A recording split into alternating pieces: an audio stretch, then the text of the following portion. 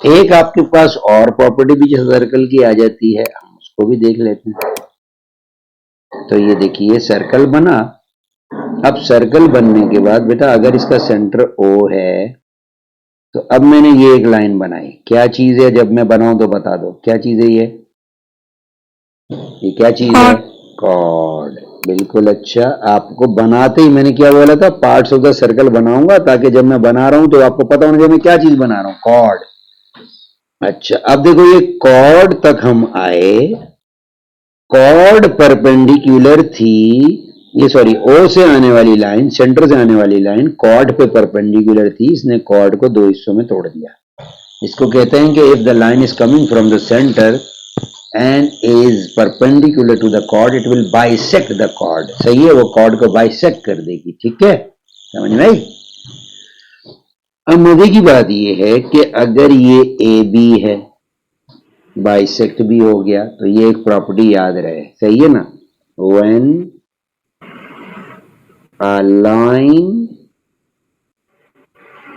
coming from the center of a circle is perpendicular, ये उल्टा T बना दें, perpendicular to the chord, it will bisect the chord, वो chord को bisect कर देगी। समझ में आई? याद रखना, राइट? अब एक और बात, फिर आइए फिर सर्कल बनाते हैं।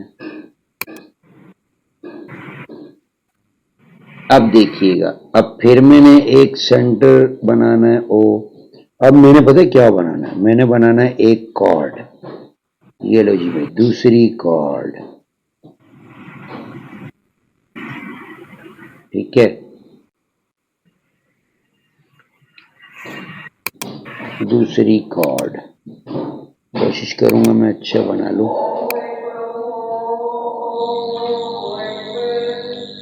कर रहा हूं, बिस्मिल्लाह जी भाई। अब याद रहे मैंने एक कॉर्ड बनाया बेटा, एक और कॉर्ड बना दिया, ठीक है ना? ये अच्छा नहीं बना, और बना देता हूं। ये लो, समझना है जर्नली, अकलमंद बन के काम करो और चीजें बहुत अच्छी तरह जनरलाइज करो। अच्छा देखो, अब मैंने क्या किया, एक सेंटर से दोबारा परपेंडिकुलर ड्रॉ किया, फिर दोबारा सेंटर से इस कॉर्ड पर परपेंडिकुलर ड्रॉ किया, फिर सेंटर से इस वाले कॉर्ड पे परपेंडिकुलर ड्रॉ किया। याद रहे बेटा, अगर सेंटर से तीनों की तीनों कॉर्ड्स का डिस्टेंस बराबर हुआ, जैसा कि मैंने single dash single dash single dash बना दिया है, तो याद रखो तो फिर AB BC sorry AB CD EF, तो पता चला कि इस हिसाब से जब भी तुम्हारे पास, मैं बल्कि इसको भी लिख देता हूं, STU, अगर OU OT OS बराबर हो, यानी सेंटर से कॉर्ड तक के डिस्टेंस, और वो परपेंडिकुलर भी हो, सही ना, जैसा कि है, तो फिर AB कॉर्ड बराबर होगा CD कॉर्ड के, और वो EF कॉर्ड के, यानी कि तीनों कॉर्ड भी बराबर होंगे अगर उनके सेंटर से डिस्टेंस बराबर हुए। ठीक है ना? तो हम इसको ये कहेंगे, if the distances of the three chords or two chords are equal, okay, from the center, so they will be equal to each other। अगर सेंटर से तमाम कॉर्ड्स के डिस्टेंस बराबर हुए तो वो कॉर्ड्स भी बराबर मानी जाएंगी। समझ में आ गई बात के नहीं? ठीक है, ये प्रॉपर्टी आपके पास थी काम की, सही ना, याद रखनी। अच्छा, और कुछ खास खास बातें, अगर मैं यहां से यहां तक एक लाइन ड्रॉ करूं, क्या चीज है ये? बोलो, रेडियस। नहीं समझ आ रहा रेडियस है ना? नहीं।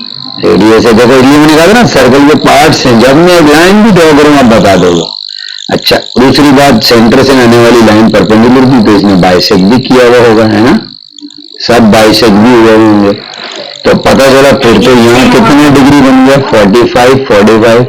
तो फिर आप पूरी मैथ्स को मैं एक्सप्लोर कर रहा हूँ, अरे 45 पाइथागोरस थ्योरम भी लग जाएगा, है ना, ट्रिग्नोमेट्रिक रेशियो भी लग जाएगा। तो हर तरह रेडी रहो कि जब एग्जाम में होता है ना, तो ये जरूरी नहीं होता कि एंगल प्रॉपर्टी ऑफ सर्कल जो है ना वो उसी एंगल प्रॉपर्टी ऑफ सर्कल तक महदूद है, उसमें वो ट्रिग्नोमेट्री भी एंटर कर सकता है, सही ना, वो उसके अंदर ट्रिग्नोमेट्री इंसर्ट कर देता है, कभी वो उसके अंदर सिमिलैरिटी को भी इंसर्ट कर देता है एंगल प्रॉपर्टी ऑफ सर्कल के अंदर ही, तो वो 1 से 2 से 3 चैप्टर को मर्ज कर देता है, एमलगमेट कर देता है।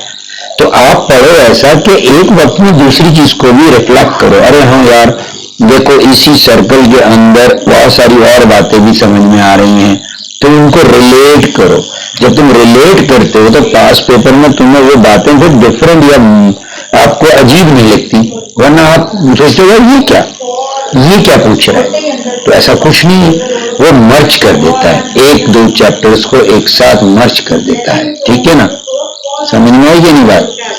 तो ये चीज होती है, समझ में आ रही बात कि नहीं बेटा, तो ऐसे समझोगे तो सही रहेगा। अब अगर मैं तुम्हें एक साथ कोई गूगल से उठाकर एंगल प्रॉपर्टी ऑफ सर्कल बताऊं तो तुम बहुत ही आसानी से जवाब दे दोगे, सही है ना भाई। Angle properties of circle O level जी लिख देता हूं, चलो। अब हमारे पास देखो ये जैसे भी आ जाएंगे, देखिए अब ये देखिए, ये देखो काइट बनी ना, tangent of a circle I ना, ये देखो टेंजेंट ऑफ अ सर्कल का भी कॉन्सेप्ट आ रहा है यार, सेंटर से जो रेडियस है वो टेंजेंट पे 90 है। अच्छा, फिर काइट भी बनी, ये भी हमने पढ़ा था, ठीक है ना। तो ये देखो angle at the centre twice angle at the circumference, आ गया कि नहीं आ गया, ठीक है। तो हम ये बहुत सारी चीजें देखते हैं, क्योंकि हमें पढ़ना सही से है तो फिर सब अच्छे से समझ में आएगा। अब आप बहुत जल्दी आंसर्स कर सकते हैं बहुत सी चीजों के।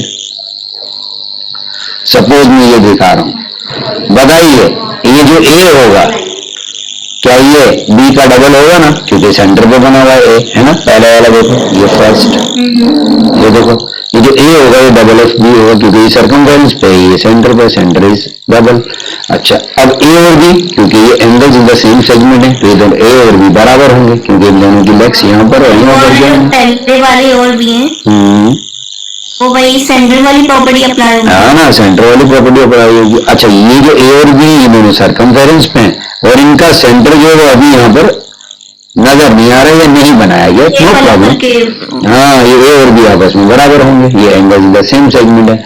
अच्छा, ये देखो जब पूरी की पूरी सेंटर वाला एंगल स्ट्रेच होकर 180 हो गया तो सर्कमफेरेंस वाला 90 हो गया, है ना, इसका मतलब अरे एंगल इन सेमी सर्कल हो गया। अरे radius perpendicular to the tangent होता है, ये भी बताई थी मैंने। अच्छा भाई, साइक्लिक कोऑर्डिनेट हो गया, देखो ए के सामने बी दोनों ऐड होंगे 180, डी के सामने सी या सी के सामने डी दोनों ऐड होंगे 180, राइट।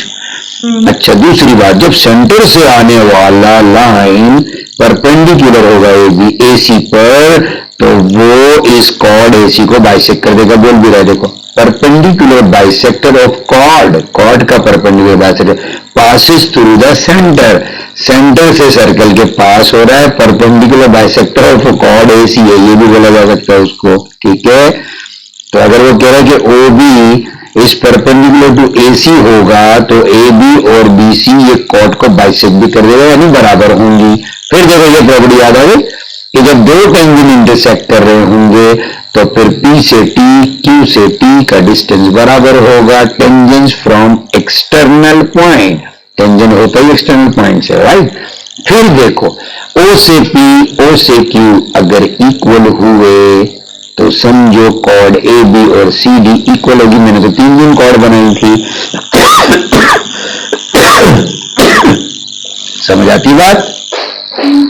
और अच्छी प्रॉपर्टी ये हमने नहीं डिस्कस की थी, ये भी देख लो बहुत काम आती है। वो क्या, ऑल्टरनेट सेगमेंट थ्योरम, ये खास तौर पर